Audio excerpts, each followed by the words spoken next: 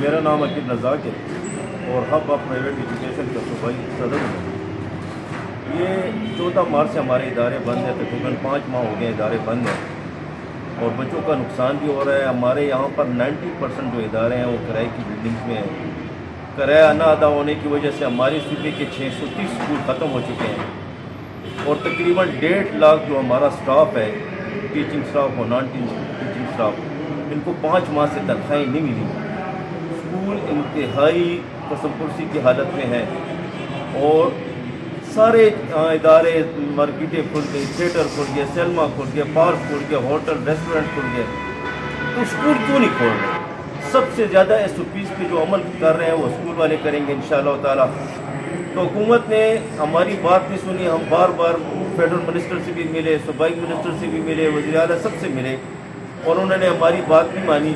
تو ہم نے 20 مئی کو پورے پاکستان کی جتنی تنظیمیں تھیں اسلام آباد میں سب کو اکٹھے کیا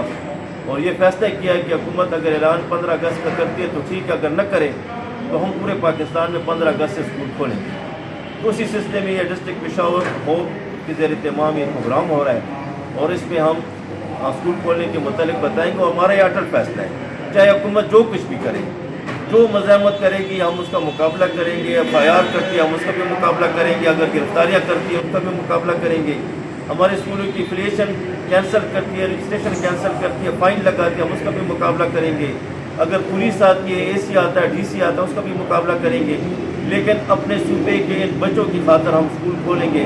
اب بھی اس صوبے کے 26 لاکھ بچے جن کی عمر 5 سال سے 9 سال ہے اسکولوں سے باہر ہیں، ان کے لیے اسکول نہیں ہے۔ تو یہ جو پرائیویٹ سیکٹر میں تقریباً 9000 پرائیویٹ اسکول ہیں،